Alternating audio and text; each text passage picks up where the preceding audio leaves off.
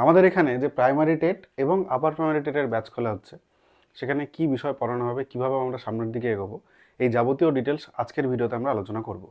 তো আমাদের demo class ছিল, ডেমো ক্লাস কিন্তু শেষ, অনলাইন ডেমো ক্লাসও শেষ, অফলাইন ডেমো ক্লাসও শেষ। এরপরে তোমাদেরকে পেমেন্ট করে আমাদের রেগুলার ক্লাসে জয়েন করতে হবে। সেই ক্লাসগুলো আমরা কি পড়াবো এবং কোন পরীক্ষার জন্য কি যোগ্যতা লাগবে সেগুলো আলোচনা করার আগে একটা জিনিস বলে দিই, তোমরা এখনই কেন ভর্তি হবে। দেখো, প্রচুর সিলেবাস। যদি ভাবো নোটিফিকেশান বেরোনোর পরে ভর্তি হবে, তাহলে 2-3 মাসে এটা কমপ্লিট করতে গিয়ে একদম লেজে গোবরে হয়ে যাবে। তোমাকে প্রসেসের মধ্যে থাকতে হবে, তাহলে গিয়েই তুমি নাম্বারটা ভালো পাবে। আপার প্রাইমারি টেট বা প্রাইমারি টেট পশ্চিমবঙ্গে তুমি যদি ভালো নাম্বার না পাও, শুধু যদি পাস করো, তাহলে কিন্তু চাকরি পাবে না, কারণ তার ওয়েটেজ রয়েছে। এবং সেখানে তোমার কম্পিটিশান করার জন্য নাম্বার তোমাকে ভালো রাখতেই হবে। আর নাম্বার ভালো রাখার মানে মানে সফলতা তুমি এভাবেই পাবে, তোমাকে প্রসেসের মধ্যেই থাকতে হবে। নাম্বার নিজে নিজে ভালো আসবে না। তুমি যদি ভাবো 3 মাস লাস্ট 3 মাস পরে তুমি ওই শেষ রাতে আর কি বাঘের মারের মতো, ওরকম কিন্তু হয় না এই বিষয়গুলোই।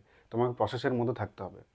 এবং যারা ইন সার্ভিস রয়েছেন, তাদের যে টেটের কথা চলছে, তারাও কিন্তু আমাদের এই ব্যাচগুলোই পড়তে পারেন।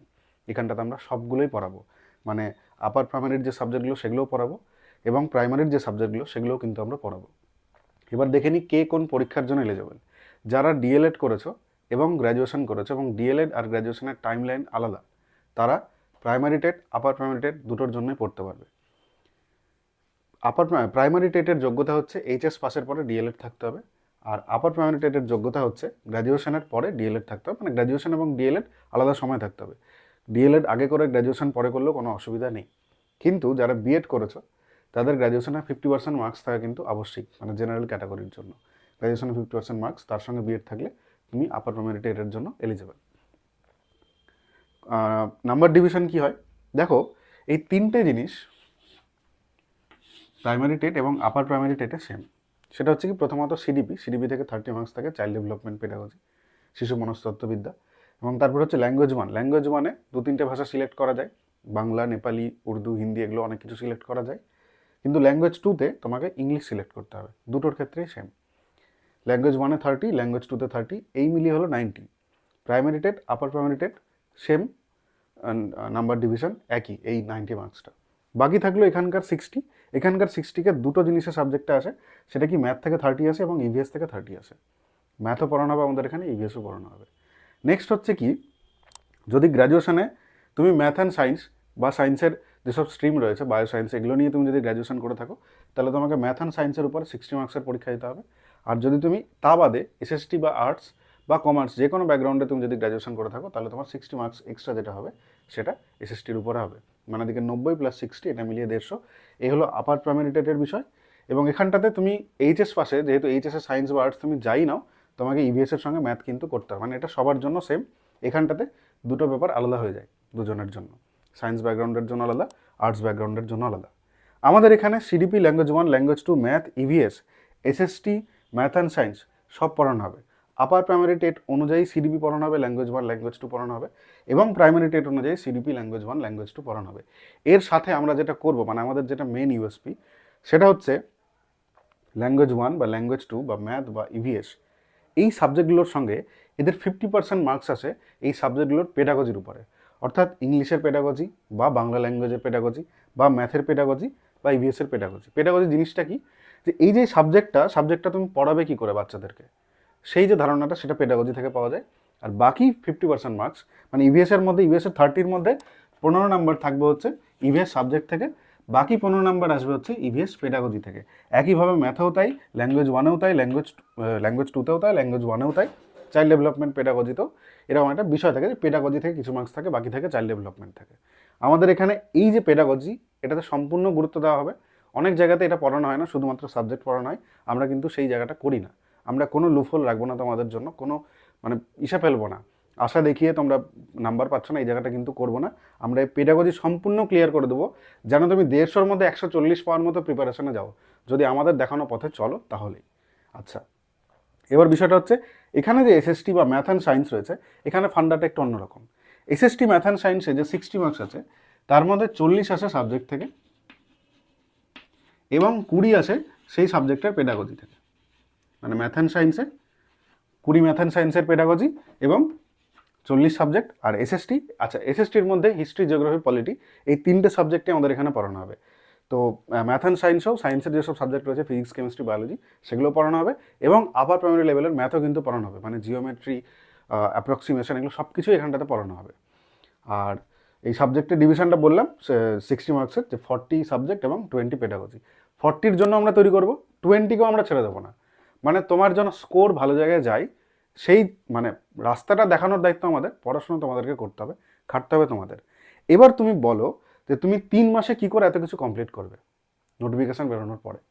সেজন্যই আমাদের ব্যাচ আমরা আজকে থেকে শুরু করছি।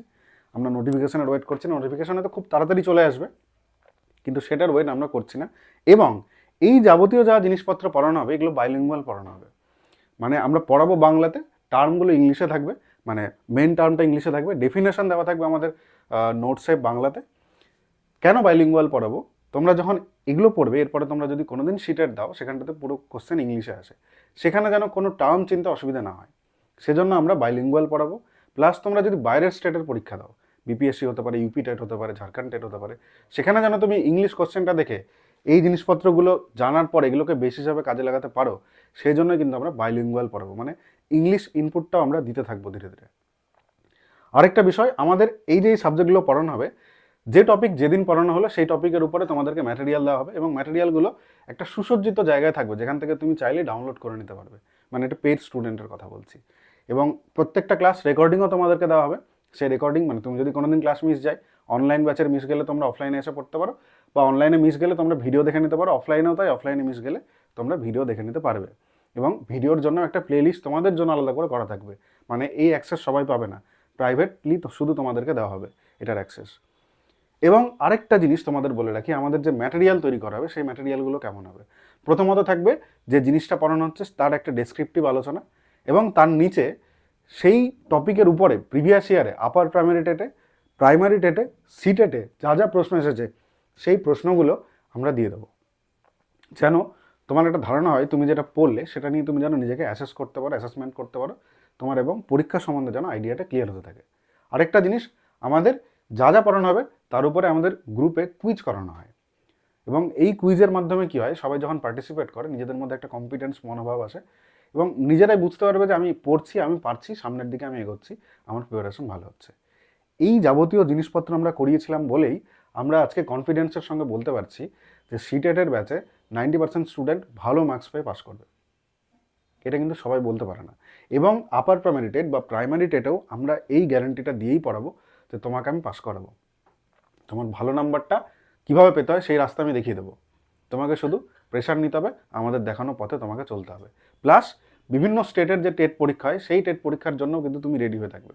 হঠাৎ করে যেমন একটা আবার ঝাড়খণ্ডের টেটের কথা আসছে, ইউপির টেটের কথা আসছে, সেই টেটগুলো যখন হবে তুমি যেন সেটার জন্য পুরোপুরি প্রিপেয়ার থাকো, সেই দায়িত্ব কিন্তু আমাদের। তো এটার জন্য তোমরা নিচে দেওয়া নাম্বারে যোগাযোগ করো আমাদের পেইড ব্যাচে ভর্তি হওয়ার জন্য। খুব স্বল্প বেতনে আমরা পড়াচ্ছি, কারণ আমাদের টার্গেট এই মুহূর্তে বিজনেস করা নয়, আমাদের টার্গেট এই মুহূর্তে স্টুডেন্ট তৈরি করা। স্টুডেন্ট তৈরি হলে আমাদের কাছে অটোমেটিক আরও স্টুডেন্ট আসতে থাকবে, আমরা সেই জন্য এখন স্টুডেন্ট তৈরি করছি, তাই স্বল্প মূল্যেই পড়াচ্ছি। তোমরা চাইলে নিচে দেওয়া নাম্বারে যোগাযোগ করে ভর্তি হতে পারো, বা কারো কোনো জিজ্ঞাসা থাকলে নিচে দেওয়া নাম্বারে ফোন করতে পারো, হোয়াটসঅ্যাপ করতে পারো। কিন্তু এটা একটু তাড়াতাড়ি করো, মানে নোটিফিকেশানের ওয়েট করে বাড়িতে বসে থেকে বা কবে ইন সার্ভিস স্টেটের জন্য নোটিফিকেশান আসবে এই জিনিসপত্রগুলো ভাবা আমার মনে হয় এই মুহূর্তে মানে ভুল করা হবে। তোমাকে প্রিপারেশন রেডি রাখতে হবে, তাহলেই তুমি গিয়ে সফল হবে। সবাইকে thank you and connect with us.